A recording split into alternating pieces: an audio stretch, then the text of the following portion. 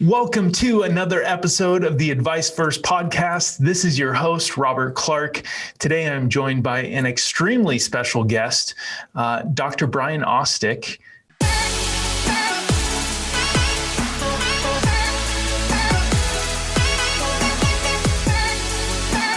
Welcome to the Advice First podcast. Brian, how are you? Good. Thanks for having me on the show. I appreciate it. It's great to have you. So for our listeners who don't know, Dr. Ostick is the chief of staff at Valley Presbyterian Hospital out here in Southern California, also a full-time ER physician, full-time father, part-time golfer, but all-around great guy. And very excited to have you on our show today because just on the conversations that we've had off air, you are an extremely influential person, one, in your profession, and two, in your community. And so I thought, what better to highlight you and a lot of what you've done than on the Advice First podcast. So I want to just kick it off and get a better understanding of how did you really advance to the position that you're in today? Yeah, so I started at Valley Presbyterian Hospital back in 2011, just working in the ER as an ER doctor. Was my first job out of residency. And very quickly, I kind of got interested in administration and became the director of the ER, and then was, kind of helping out with the hospital stuff and advanced into a secretary treasurer role for 2 years. And then just, this past, a year ago became the chief of staff, which is a 2-year term. And it's basically being in charge of all 650 doctors that work out of Valley Presbyterian Hospital. Wow, that's incredible. So I did not know you had the treasury background as well. That's very interesting. What would you say you've learned, because it's such a mental shift going from, treating patients to now handling a lot of the operations or the staff within the hospital. What have you learned in that position? Yeah, it's interesting. So one of the hardest parts of my job is having to discipline a doctor if they kind of step out of line or something happens. Because everybody's human. We're not, nobody's perfect. And so things happen at a workplace. And that's kind of one of my biggest jobs, is making sure that we're keeping our doctors in line, doing the things that they're supposed to be doing and giving the quality of care that they're supposed to be doing. So, when it comes to managing other doctors, being honest is one of the most important things. So not sugarcoating, like, hey, here's the incident. Here's what happened. Let me get your side. Here's what I heard from the nursing side. And then let's decide which way this needs to go. And trying to think like, okay, let me put myself in their shoes. If I was there, how would I want to be treated? And let me treat them that way. There's nobody gets anything good about saying like, oh, it was fine. That wasn't that was okay. Like we'll do better next time. It's like, listen, this is the expectation. This is what we think you should be doing. This is the way you need to act in the operating room. And we hold people to that. Yeah. How do you become chief of staff? Do you have to nominate yourself? You have to be in line, and yes, like you may say, I'm open to be nominated for this, and then get nominated. And then there is a vote amongst the medical staff. So all the doctors that are active staff get a chance to vote for the chief of staff.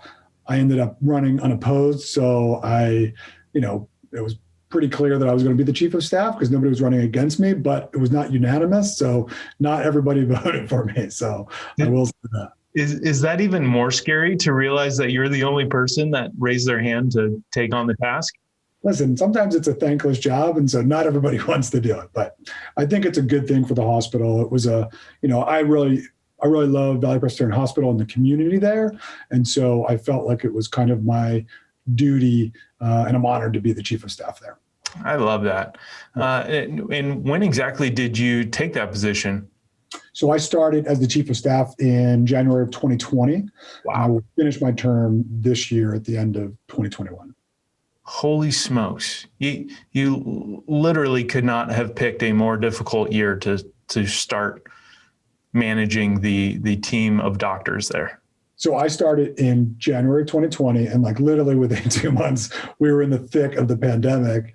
And so I kind of consider myself a wartime chief of staff, if you will, which is, I wasn't expecting it. I don't know if I would have chosen it, but, I was kind of glad I was there when it happened, because I was able to be an asset, I think, to the hospital at a time where it was very difficult for everybody, not only the the hospital, but the patients, the administration, the doctors, everybody was going through it at the time.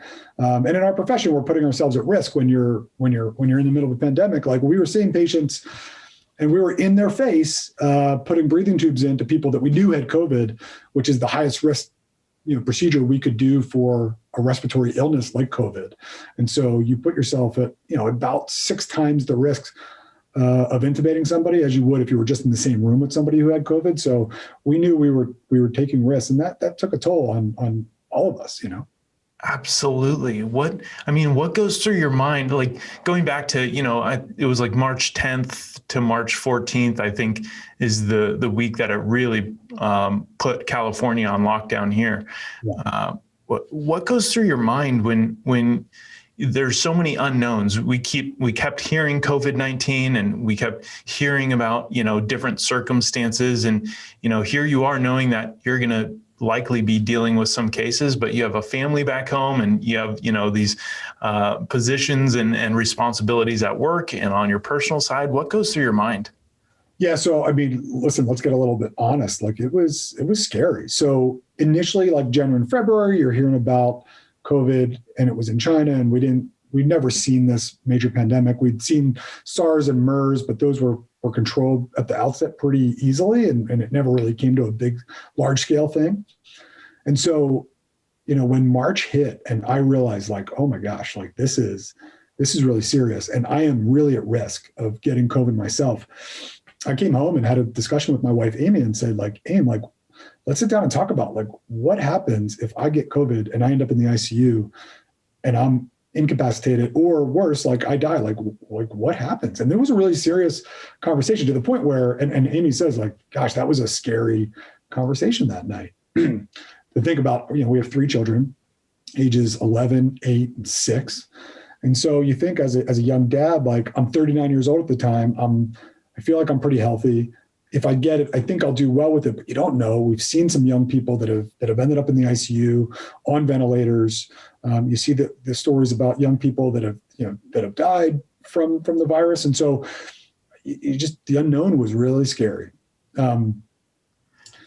Luckily, we had appropriate PPE. We protect ourselves when we're doing those high-risk procedures or in a room with a patient that we knew had COVID or that we thought would have COVID.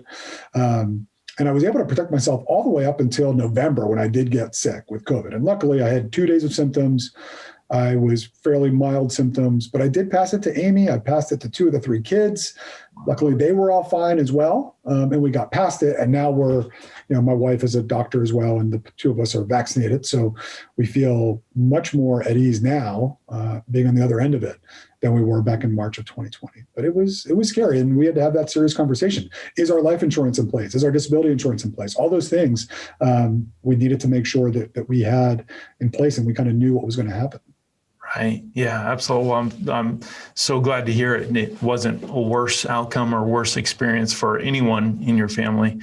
But yeah, that was actually where I was going to go with it is, did that spark any conversation about some of the planning that you've done? Because I know you're very diligent on that side, and having that emotional conversation, did that come up? Yeah. So, from taking that emotion out of it and saying like, okay, like what would happen if, God forbid I end up incapacitated and can't work anymore, or, even worse, like what if I were to die, what would happen? And Aimee and I do have our planning, our financial planning in place. So, we have a box that we keep all of our important documents, our life insurance policies, our disability insurance policies. But we did bring that out and say, listen, here it is, like, Aimee, like these are the files. This is what you need to do if something were to happen. And that's there. And that's kind of my, we call it our love box, or like, my gift to my wife to say, listen, we have this all organized. It's all in order. It would be a bad thing if I were to die, but like financially, we should be okay. Yeah. Or you and the kids will be okay. Me, I'd be dead in this scenario, but yeah. Absolutely. I mean, good for you for having that planning done in advance. You mentioned disability insurance, and that's something very near and dear to my heart from my family's experience. And I feel like most doctors walk around and already have a disability insurance policy. When exactly did you get signed up for that initial coverage? Yeah. So I don't know, like what you just said about every doctor having a disability policy. I don't know if that's necessarily true. Doctors in general are not good financially. Like we don't make good financial decisions. We don't get our things in order. We usually have significant amounts of student loan debt. And so there may be more doctors out there without disability policies than you would think. But if there's anybody out there listening, get your disability insurance in place, because everybody has a chance to become disabled. And I would argue that probably everybody needs a disability policy of some sort. You could argue that not everybody needs life insurance, right? Unless there's somebody that depends on your income to survive, you may not need a life insurance policy, or at least you don't need a very big one. But everybody probably needs a disability insurance policy, and the chances of becoming disabled are much higher than actually dying. So get that in place. But to answer the question in general, I got my first disability policy my first year of residency. So up until that point, I'd been in college, then I did a year of volunteer work, then I did 4 years of medical school, and I wasn't making any money during any of those years. So when I first got my first actual paying job as a resident, which is like $50,000 a year, I got my first policy. But at that time, you're only getting reimbursed at a residence rate. So when I got my second policy was after I graduated from my 3-year residency and became a full-fledged ER doctor, and that bump in salary, I needed to get a new policy to make sure I had it in place. Yeah, it's really interesting you say that about many doctors not having it, because I feel like residents in medical school and graduating from medical school and entering their first years of the profession, I feel like they're just bombarded with insurance sales or things to protect themselves. But it sounds like that's not necessarily the case. Inertia, Robert, you're so busy learning medicine or whatever it is, you're a cardiologist or a GI doctor or an ER doctor, and you're putting all this effort into becoming a doctor that you forget, or you just put your head in the sand and say, like, I'll worry about the money stuff later. Like right now, I just got to figure out how to be a doctor. Yeah. And so I would tell people, don't forget about that stuff. Like you can't just focus on medicine 100%. There's other things in life that you got to make sure you have in order. Yeah. Do you know, or do you have any colleagues or know of anyone that's ever used their disability insurance? Yeah. So, this is a friend of mine, somebody that I worked with, actually went out on medical leave, and that was, 5 years ago, and ended up never going back to work because of this medical issue. And so I had to rely on a disability insurance policy, because you think, like, as a doctor, you're making a few $100,000 a year in income, and then all of a sudden it can go away like that. And so what do you do if you don't have some sort of backup, like an insurance policy, disability insurance policy? And that's what it's there for, is to say, I can't work anymore. How am I going to have an income? What can I do? And to speak about this, because I like young doctors or young professionals hearing about this. Like for me personally, we have own occupation insurance. And I don't know if you talked about this before, but my insurance policies say, if you can't work as an ER doctor, we'll pay you. Whereas if you had a policy that was not own OC or own occupation, the insurance company could potentially say, listen, we understand let's use a situation where you become quadriplegic and you're paralyzed. I need to be able to use my hands to put in chest tubes, to put in breathing tubes, to put in central lines. And so I need a working body and a working mind to be an ER doctor. But, if I became paralyzed and didn't have an own occupation policy, my brain still works, my body doesn't work the way it used to. The insurance company could say something like, well, you're still a doctor. You could still go back and do a psychiatry residency and become a psychiatrist and treat people that way, because you don't need to use your hands in that situation. And that's not I don't want to be a psychiatrist. I want to be an ER doctor. And so having an own occupation policy for me is very important. Absolutely. And we have both, the one other piece I talk to young residents or doctors about is, group policies versus individual policies. So I have both. I have a group policy through ACEP, the American College of Emergency Physicians. And it's it's very cheap, because we have, 30,000 docs that can buy into this policy. But we're also at the risk of, it's a group policy. So if they ever want to change a piece of the policy, then I don't really have any recourse to say, no, I don't like that. Like, I'm just go along for the ride, but it is cheaper. I have an individual policy as well that is more expensive, but that is, is mine, its own occupation. It's with me, it's portable, and it pays out, if I can't work as an ER physician anymore. Yeah. And the insurance company can't change it. Right. Man, you should work in my space, Dr. Ostick. Come on. You know more than half the insurance agents out there. I love this stuff. Clearly you do. One of the stories that you've told me while we've been on the golf course together that I'm just fascinated by is so many individuals, and not even medical school, but even attorneys or, these high level college graduates, they're leaving school with 6 figures in debt, some into the multiple 6 figures. Yeah. You and your wife were so diligent about addressing that and creating a plan. Can you enlighten us as to what that looked like? Yeah. So again, I don't mind talking about the numbers just to give people an idea of kind of where we were. So Aimee and I went to medical school together, graduated in 2008 from medical school, which, at that time, our medical school was saying, budget about $60,000 a year for 4 years of medical school. So when Aimee and I graduated from medical school, with the undergraduate debt that we had and the medical school debt that we had $550,000 of student loans combined, starting off our young life. And so our story was, now I'm a resident, a first-year resident in emergency medicine, and I'm doing a commute from Philadelphia to Delaware, and I had a 45-minute commute. So I was, in the beginning, I was like, getting cold sweats on the way to work thinking, listen, I'm newly married. I have a kid on the way, my first kid, and we have $500,000 in student loan debt. And how are we going to start our lives with this hanging over our head? And so I started, I really literally just started Googling, like, how do you pay off student loan debt? And this thing came up, this Dave Ramsey guy came up, and if you don't know about him, he's the get out of debt guru. He's got a radio show, podcast, and so forth. And he also has the baby steps he talks about, which is 7 baby steps. And it's a basic financial plan.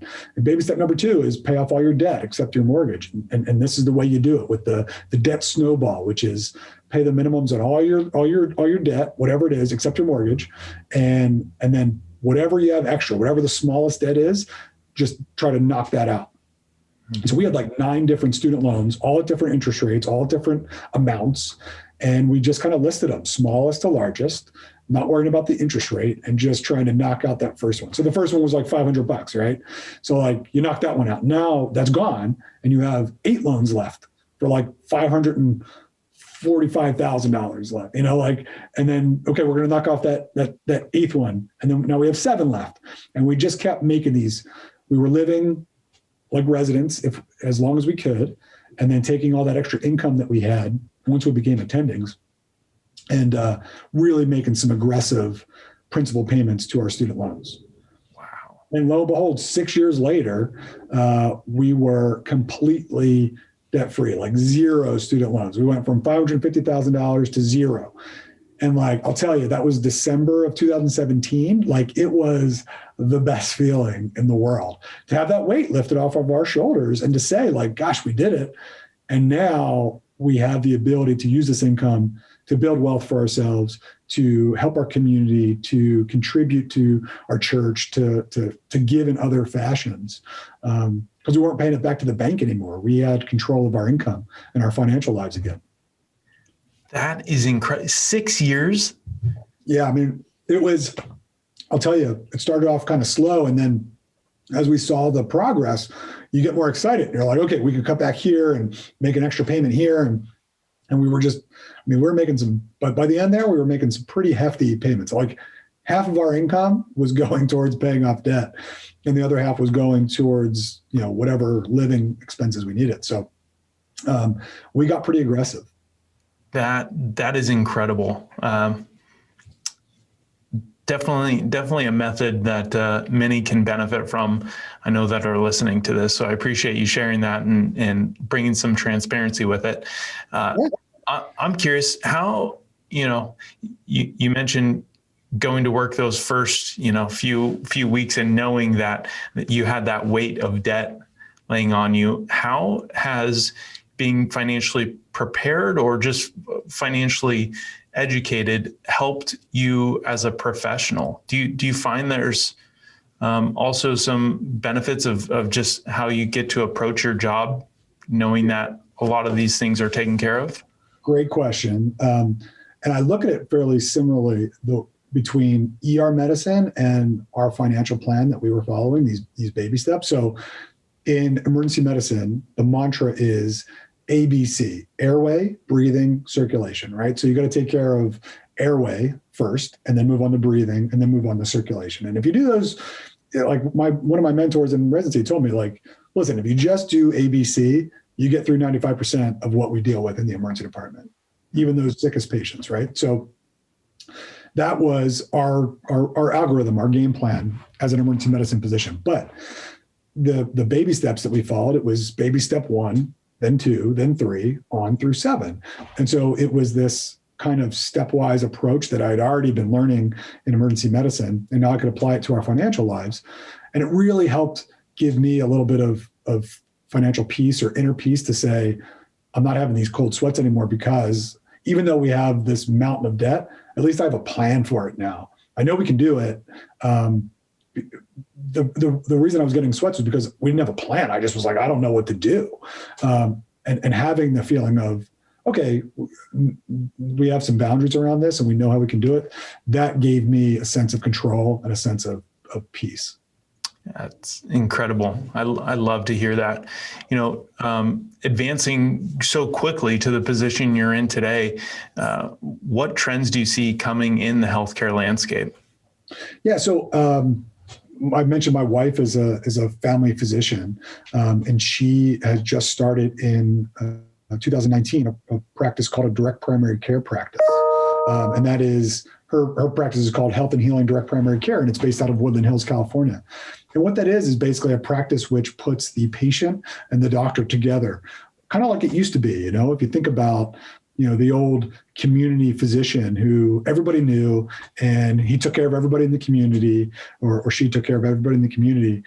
That's kind of what this is. It's a direct payment from the patient to the doctor, and it reduces the cost of care. It brings the patient and the doctor together again so they can spend more time together. It reduces the amount of paperwork and documentation that my wife needs to do on a daily basis. And it allows her to have a smaller panel of patients than she did at the bigger Kaiser Permanente type places that she was at beforehand. And so from a wellness standpoint, my wife is so much happier being in this practice. She has more time for our children. She has more time for herself.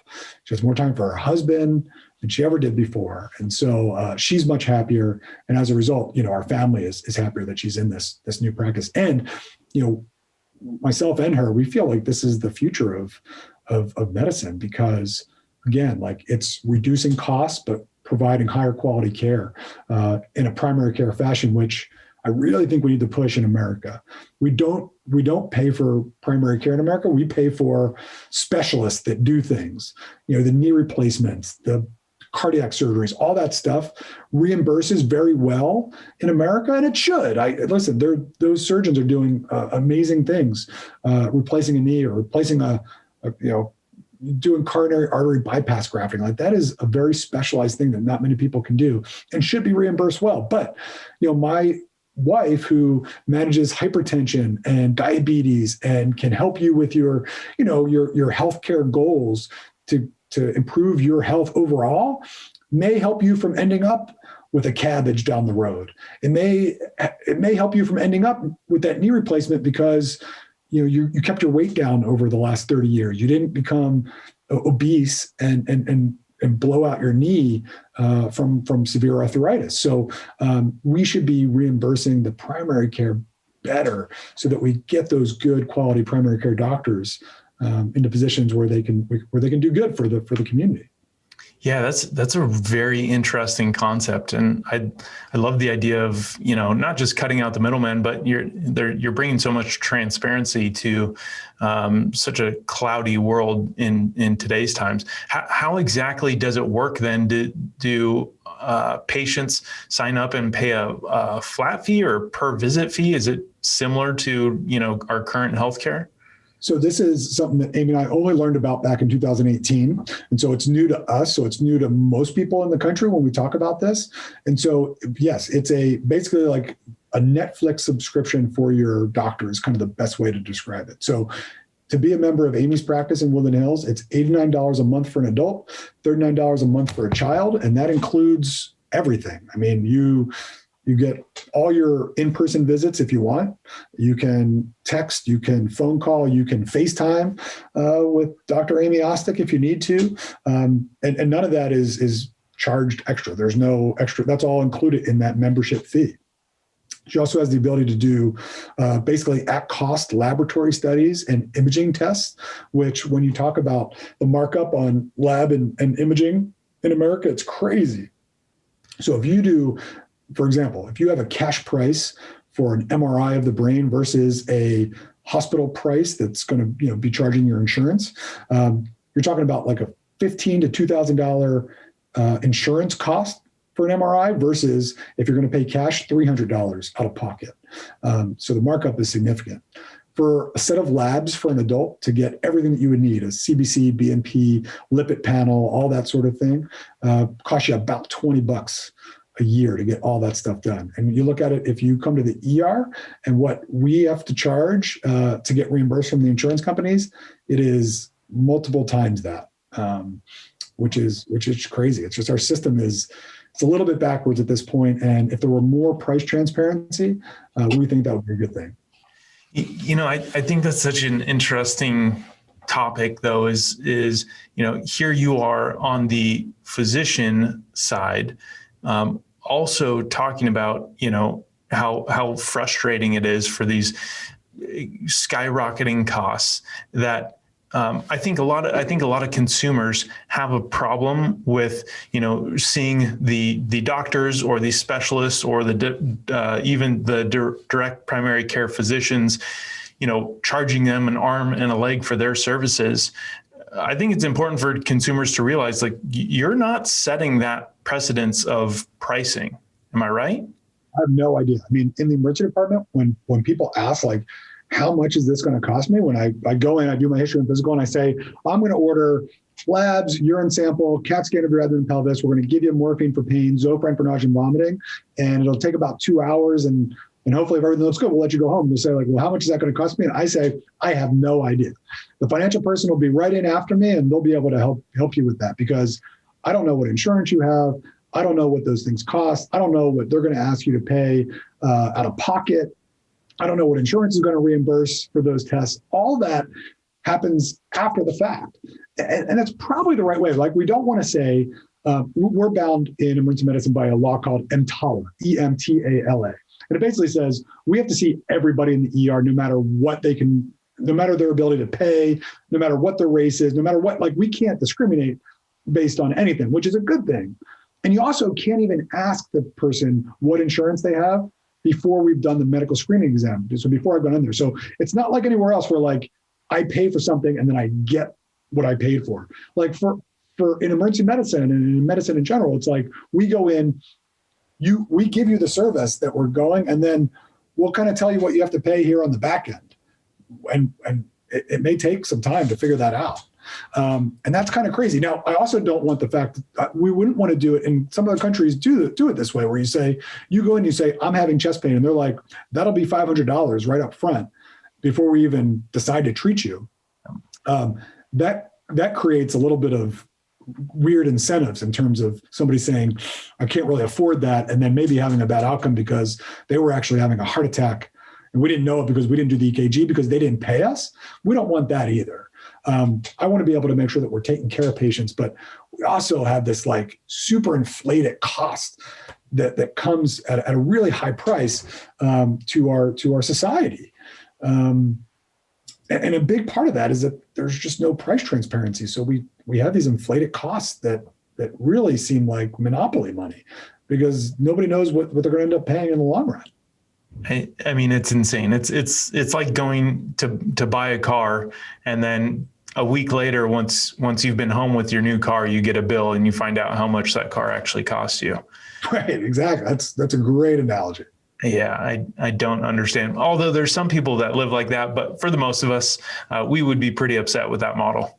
Yeah, absolutely. And so I think going forward, we need to make sure that we address that. I don't have the answers, but we need to address the price transparency issue, because right now I don't think it works well.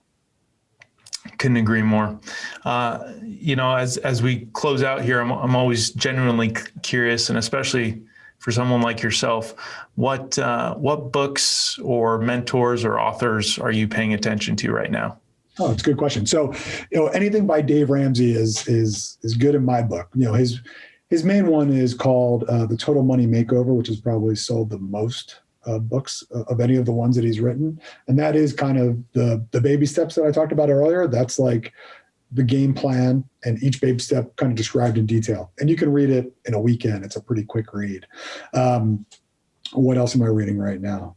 I have a book on the GOATs, the greatest of all time. And it's basically like, who was it? Jim? I can't remember the announcer's name, but it was, all of his interviews with these just incredible people, right? Tiger Woods, Tom Brady, Cassius Clay, like all the, Muhammad Ali, like these great sports icons and people that have just achieved this a crazy amount of success. And like, what did they do? What was their mindset to get to where they are? I love stuff like that. That really interests me. And so that's kind of a cool book. Yeah, that's phenomenal. Well, Dr. Ostick, it has been such a pleasure to have you on the episode today. Is there anything we didn't cover that you want to be sure to share? Yeah, I mean, if you want to check out my wife's website, it's www.healthandhealingdpc.com. Again, we think it's the future of healthcare in America. And so there's also a way, if you're listening to this and you're not in our area, check out the DPC Mapper. If you, MAPPER, if you Google that, you can find any DPC practice anywhere in America. And it'll show you, like, people are so surprised when I tell them about DPC, and they're like, man, I wish I could join your practice, but I live in Philadelphia, which is where I'm from. I'm like, well, cool. Guess what? I just Googled the Mapper, and you have a DPC practice like 3 miles from your house. So go sign up. And people are like, oh, that's amazing. And so most people are finding that it's the best care they've ever gotten at a cheaper price than they've ever seen. That's phenomenal. And exactly why you're on the Advice First podcast. You are plugging things for the benefit of everyone around you, whether it benefits yourself. A true influencer of the meaning Advice First. So I appreciate you, Dr. Ostick, and thank you again for joining us. Thanks, Robert. Appreciate you having me on the show.